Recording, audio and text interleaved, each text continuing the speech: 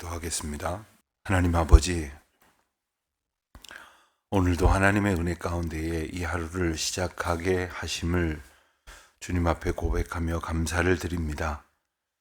하나님의 은혜가 아니고서는 저희의 날이 그저 아무 의미 없는 혹은 오히려 잊지 말아야 할 행동으로 가득 찬 시간이 될 것이겠으나 하나님께서 저희와 함께하여 주시고 저희를 이끌어 주시고 저희에게 이유와 의미를 알게 하여 주셔서 하나님 뜻에 합당한 하루를 살아갈 수 있도록 이마만큼 애쓰게 하셨사오니 감사를 드리오며, 저희가 아무리 애써도 아무런 의미를 둘 수 없는 허탄한 그리고 썩어져갈 인생에 지나지 않을 것을 아시면서 저희를 불쌍히 여기사 구원하여 주신 하나님의 크신 은혜와 사랑에 합당하게 살아가는 저희들 되게 하여 주시기를 기도드립니다.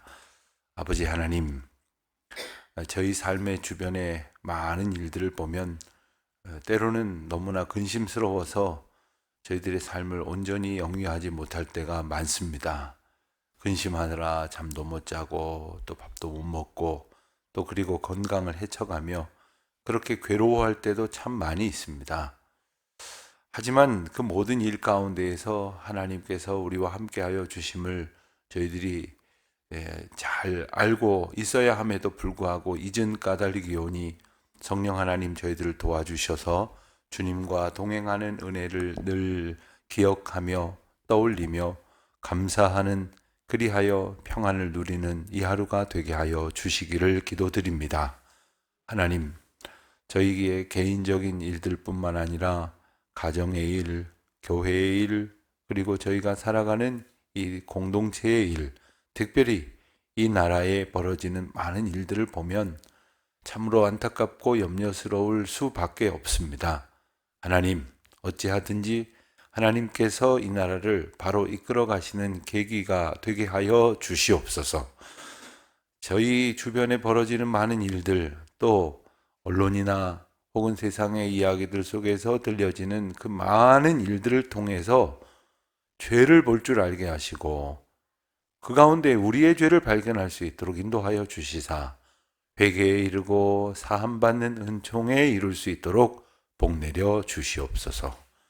세상의 죄를 보면서 저희의 죄를 보지 못하여 그저 어리석게 비난하는 자가 되지 말게 하여 주시옵소서. 그저 서로 옳다 주장하며 다투는 일에 정말 주님께서 주신 아름다운 세월의 은총을 허비하는 일이 없게 하여 주시옵소서.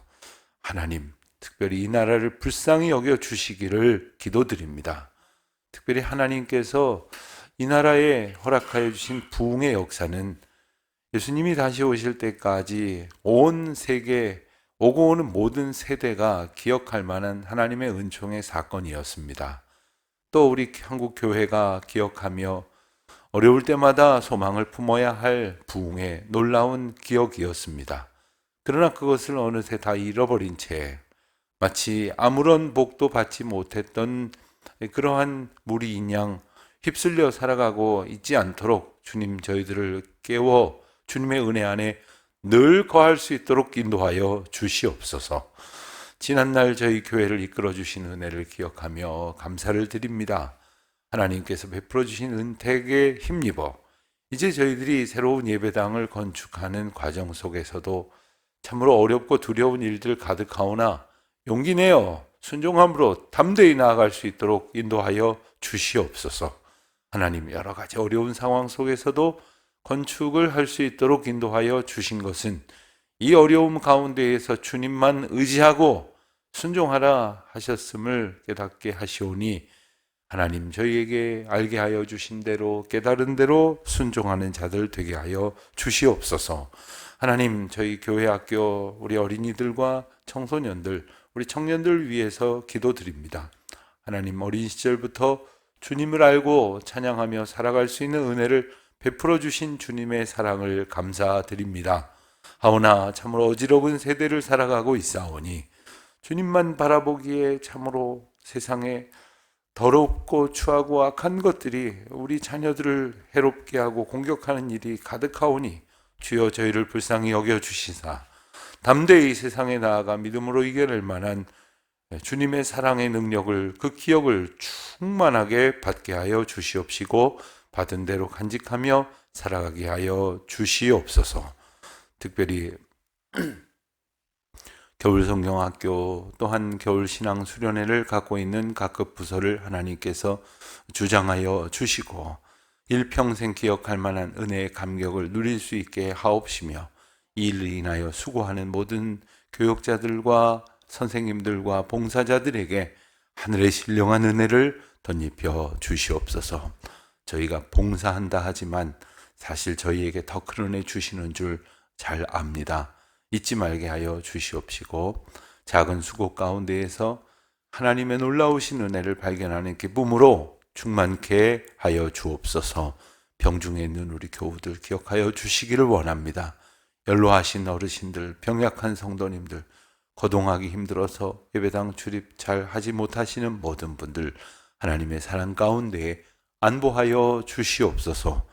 해외 선교사님들 하나님의 은혜 가운데 저희와 동역할 때에 위로부터 주시는 신령한 은혜로 힘입어 오늘도 담대히 그 길 걷게 하옵소서. 오늘 이 하루에 되어질 모든 일들 주님의 인도하심 가운데에 저희의 순종이 주님께 드리는 찬송이 되게 하옵소서. 예수 그리스도의 이름으로 감사하며 기도하옵나이다. 아멘. 요한복음 13장 계속해서 21절부터 보도록 하겠습니다. 요한복음 13장 21절부터 30절까지 말씀 우리 한 목소리로 봉독하겠습니다. 예수께서 이 말씀을 하시고 심령이 괴로워 증언하여 이르시되 진실로 너희에게 이르노니 너희 중 하나가 나를 팔리라 하시니 제자들이 서로 보며 누구에게 대하여 말씀하시는지 의심하더라. 예수의 제자 중 하나 곧 그가 사랑하시는 자가 예수의 품에 의지하여 누웠는지라. 시몬 베드로가 머리짓을 하여 말하되 말씀하신 자가 누구인지 말하라 하니 그가 예수의 가슴에 그대로 의지하여 말하되 주여 누구니까? 예수께서 대답하시되 내가 떡 한 조각을 적셔다 주는 이라 하시고 곧 한 조각을 적셔서 가룟 시몬에게 유다에게 주시니 조각을 받은 후 곧 사탄이 그 속에 들어간지라. 이에 예수께서 유다에게 이르시되 내가 하는 일을 속히 하라 하시니 이 말씀을 무슨 뜻으로 하셨는지 그 앉은 자 중에 아는 자가 없고 어떤 이들은 유다가 돈깨를 맡았으므로 명절에 우리가 쓸 물건을 사라 하시는지 혹은 가난한 자들에게 무엇을 주라 하시는 줄로 생각하더라. 유다가 곧 조각을 받고 곧 나가니 밤이러라. 아멘. 요한복음 13장 앞부분에는 세족식의 사건이 소개됐습니다. 그리고 어제 우리가 읽은 대로 세족식을 행하신 후에 예수님께서는 이 행한 일을 너희가 아느냐, 그 의미를 알겠느냐 이렇게 물으시고는 그 세족식에 허락하신 하나님의 특별한 메시지를 부연적으로 설명해 주셨습니다. 그런데 예수님께서 그 말씀을 하시고 21절에 보니까 심령이 괴로우셨다 이렇게 말씀을 하십니다. 왜 괴로우셨을까? 예수님께서 말씀을 하셨는데 그 말씀대로 당장 행동이 변화될 수는 없겠으나 제자들의 심령이 변화되지 않는 것을 예수님께서 보셨기 때문입니다. 예수님께서 제자들의 모습을 보시면서 발을 씻어 주셨죠. 그리고 그 의미도 여쭙지 않으려 한 채 제 발을 씻으실 수 없습니다 했던 베드로에게 발을 씻어 주신 예수님의 행동이 갖고 있는 그 영적 의미를 설명해 주셨습니다. 그리고 그것이 영적 의미와 함께 서로 사랑하며 섬겨야 한다는 뜻을 담고 있다는 것을 또한 알려주셨습니다. 그리고 그 가운데에서 하나님의 특별하신 은혜와 사랑을 깨달아 심령이 변화되어지기를 기대하셨지만 그렇지 않고 있는 제자들의 현실을 또한 보셨습니다. 여러분, 우리가 행동이 변화되기 전에 먼저 심령의 변화를 얻어야 됩니다. 심령의 거듭남이 있어야 됩니다.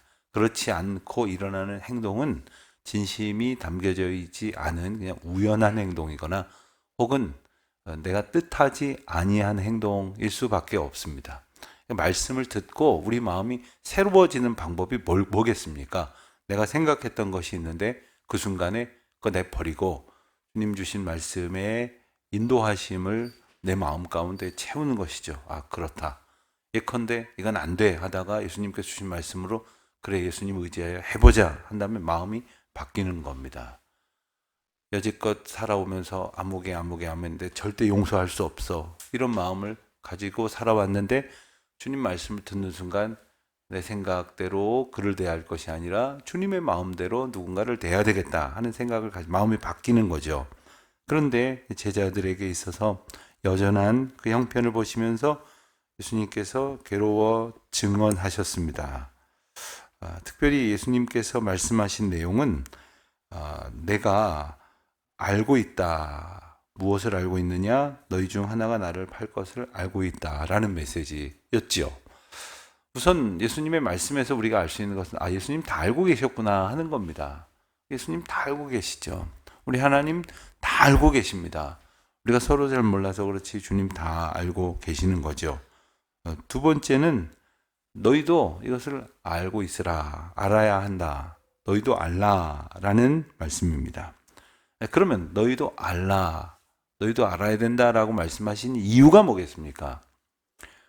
그 당사자에게는 돌이켜 회개하라 하시는 메시지였고, 그리고 다른 사람에게는 이 일이 벌어질 것이 주님이 알고 계시는 주님의 경륜 가운데 되어질 일이라고 하는 것을 염두에 두고 기억해 두고 있으라는 말씀입니다. 우리는 어떤 일이 벌어졌을 때 왜 이런 일이 벌어졌지 하면서 막 자기 나름대로 고민합니다만 하나님의 경륜 가운데 있어야 할 일이 있음을 우리가 먼저 깨우쳐 알아야 하는 것이죠. 22절 보면 제자들이 무슨 말씀인지도 모르겠고 누구에게 하시는 말씀인지도 모르지만 너희 중 하나, 그러니까 이 중에 한 사람이 예수님을 파는 일을 할 것이라고 하신 말씀은 그만큼은 알아들었던 거죠. 그러면 우리 중 하나가 누굴까? 이러면서 서로 둘러보는 거예요. 의심을 하게 되는 겁니다. 그런데 정말 필요했던 것은 무엇이었을까요? 물론 예수님께서 적시하신 너희 중 하나가 나를 팔 것이다 라는 그 죄에 한 사람을 제외한 나머지는 해당이 안 될런지도 모르지만 그 순간 그 자리에서 저마다 자신을 돌아볼 수 있어야 한다는 것을 기억해야 됩니다. 주님께서 말씀하시는 모든 죄의 문제에 관해서 우리는 자기 자신의 죄를 들여다볼 수 있는 기회로 삼아야 그 죄를 하나님 앞에 자복함으로 해결받는 은혜에 이르게 된다는 거죠. 이런 말씀을 주시는데 저건 내게 해당이 안 돼. 그러면서 저 사람 얘기인가? 저 사람 얘기인가? 아무개가 들어야 되는데 오늘 안 왔구만. 이런 생각을 하면서 살아가는 것이 우리의 완악한 현실이라는 것이죠. 우리는 언제나 오늘 말씀뿐만 아니라 예수님께서 말씀하시는 모든 죄의 문제는 자복함으로 회개받아 거룩한 새 사람 되게 하시는 은혜의 과정이라는 것을 알고 우리 죄를 볼 수 있어야 할 것이겠습니다. 어느 교회에 지금은 은퇴하신 목사님께서 목회를 열심히 하시는 중에 억울한 모함을 받게 되셨다고 합니다. 급기야 당회가 열렸고 당회에서 장로님들이 이 문제를 아주 크게 문제를 삼아서 당회가 소란하게까지 되었답니다.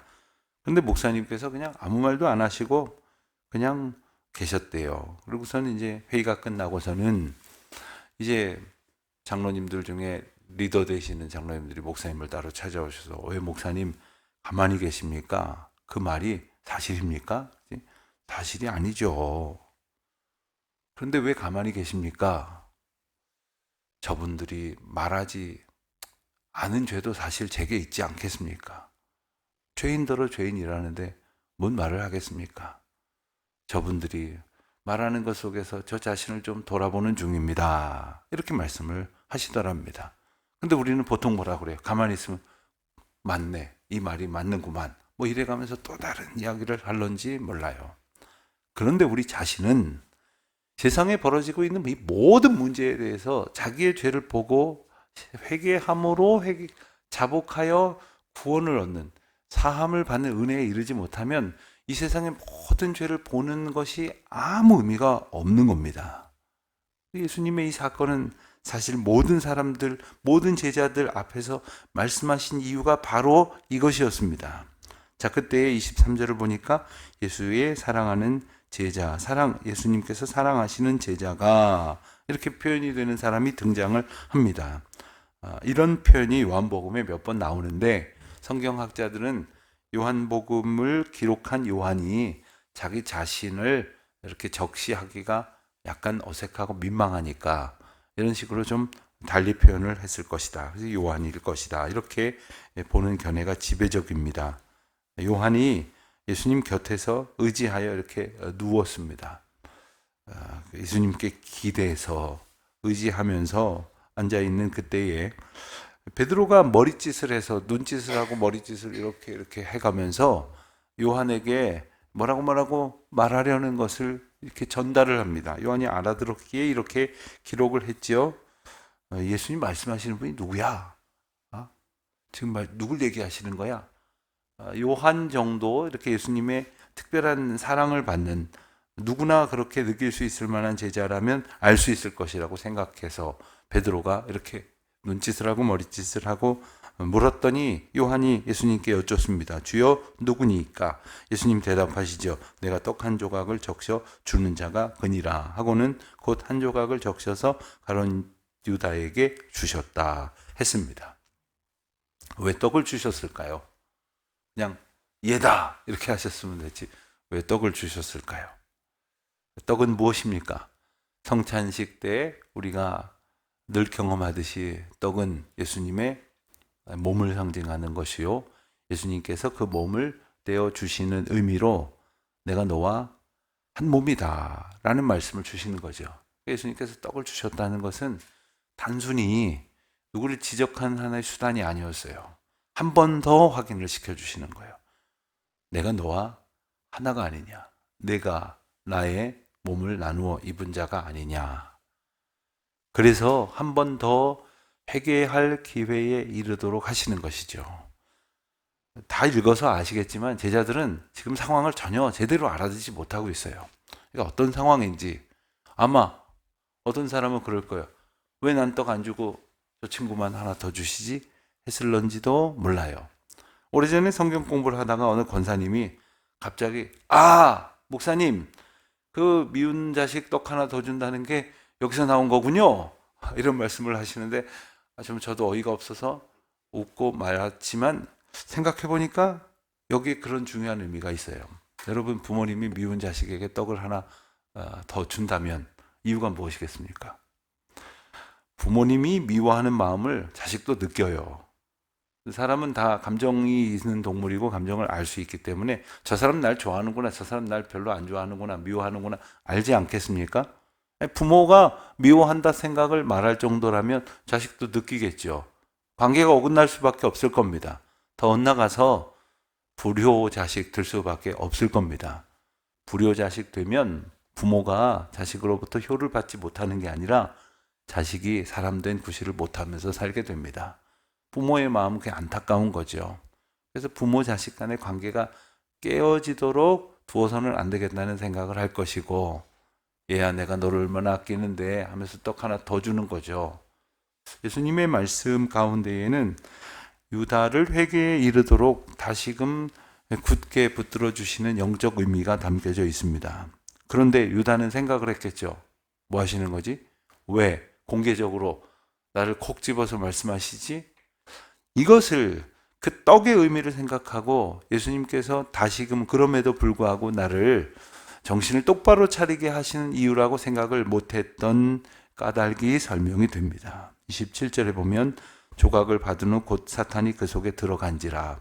앞서 우리는 어디입니까? 요한복음 13장 2절에서 벌써 마귀가 가룟 유다의 마음에 예수를 팔려는 생각을 넣었다는 기사를 봤습니다.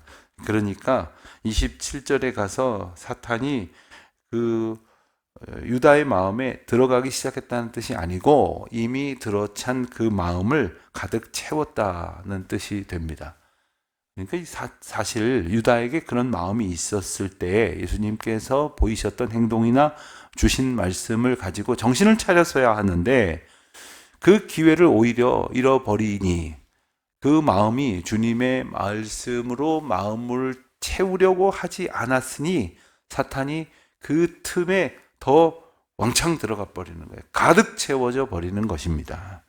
일종의 영적 전쟁인 것이에요. 사탄은요, 자기 일을 하기 위해서는 사람을 도구로 써야 되거든요. 사탄은 스스로 아무 일도 못합니다.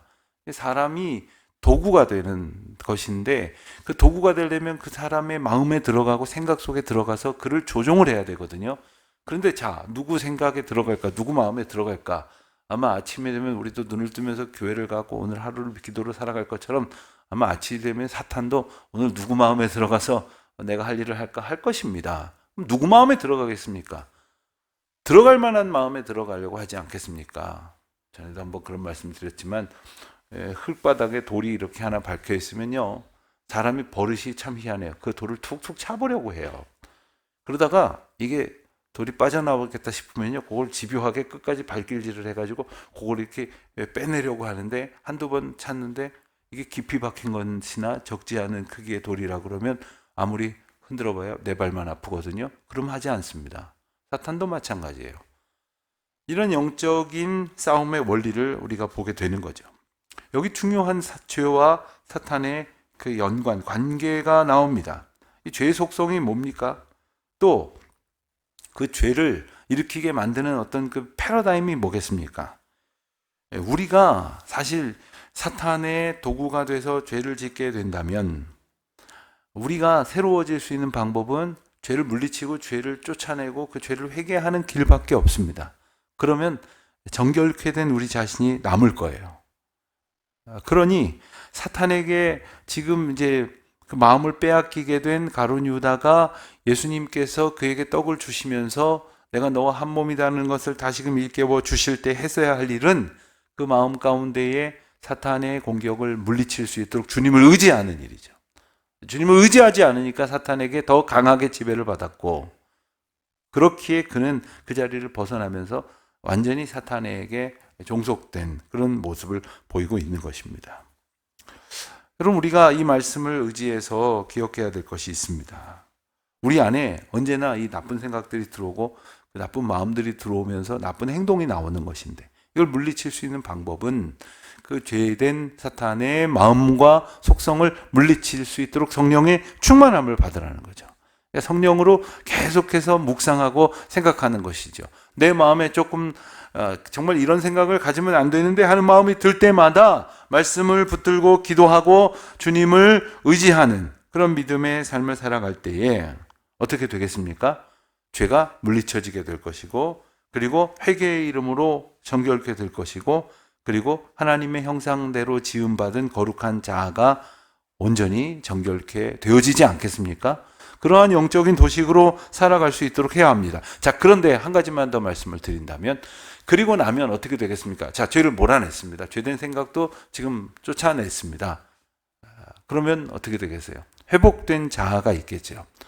그런데 여기서 중요한 것 하나는 사람이 그것으로 인하여 감사하면서 더욱더 성령 충만한 삶을 살아가는 게 아니라 때때로 그 사탄에게 지배받았던 죄의 속성대로 움직인 그 기억들을 떠올리면서 죄책감에 사로잡혀요.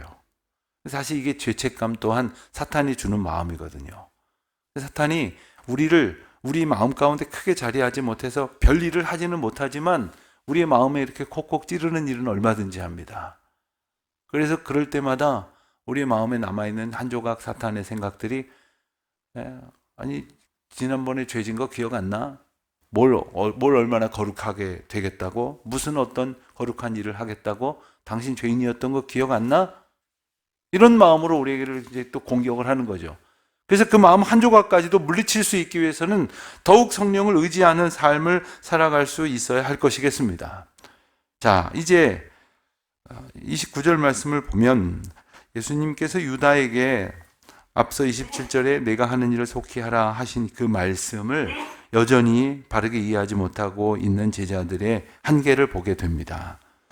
그들은 유다가 회개를 맡고 있었으니까 이제 명절을 앞두고 우리에게 필요한 물건들을 준비하라, 혹은 그동안도 늘 있었던 것처럼 모여진 그러한 돈을 가지고 가난한 사람을 구제하는 일을 하라, 뭐 이런 일을 하던 일을 하라 하시는 줄로 생각을 했다는 거예요. 왜 이렇게 예수님의 생각과 유다의 생각과 또 다른 제자들의 생각은 다르게 됐을까요? 그들은 여전히 자기들 인식 속에서 생각을 하는 거예요. 뭐지? 했을 때 자기들의 인식 범위 안에 있었던 일들을 연상하여 생각을 하는 겁니다. 그러니까 우리가 아무리 고민해봐야 여기서 헤매는 거예요. 기도하면서 말씀을 들을 때 주님의 뜻으로 우리가 이제 인식을 확장시켜 가는 거죠. 주님 주신 말씀을 묵상할 때에 주님이 우리에게 주신 말씀이 이끄시는 대로 우리 생각이 이렇게 옮겨가게 되는 겁니다. 그러니까 오늘도 이제 기도하시고 가실 거잖아요. 그러면 그냥 가만히 앉았다 가지 마시고 말씀 가운데로 이렇게 들어가세요. 말씀하셨던 것으로 여러분의 생각을 이렇게 채우십시오. 이 말씀은 다 듣고 나서 저쪽에다 집어두고 그냥 오늘 할 일이 힘들 텐데 어떡하지? 견딜 수 있을까? 이런 생각에 너무 매몰되지 마세요. 이 주신 말씀 안에서 내가 무엇을 할 수 있을지 성령께서 주시는 능력을 힘입으세요. 그래서 그 안에서 자유하십시오. 그 안에서 능력을 주시는 만큼 용기를 얻으십시오. 그 가운데에 우리가 비록 가룟 유다보다 나을 것 없지만 우리를 도우시고 붙드시는 하나님의 놀라운 은혜, 상상할 수 없는 하나님의 은총을 충만히 누리게 되실 줄 믿습니다. 기도하겠습니다. 아버지 하나님, 저희의 연약함과 완악함을 유다의 모습 가운데에서 보게 됩니다. 깨닫게 됩니다. 불쌍히 여기시고 주님 의지하는 기회로 삼아 오직 주님을 바라볼 때에 저희를 충만히 채우시는 성령의 도우심을 얻게 하옵소서. 예수님의 이름으로 기도드립니다. 아멘.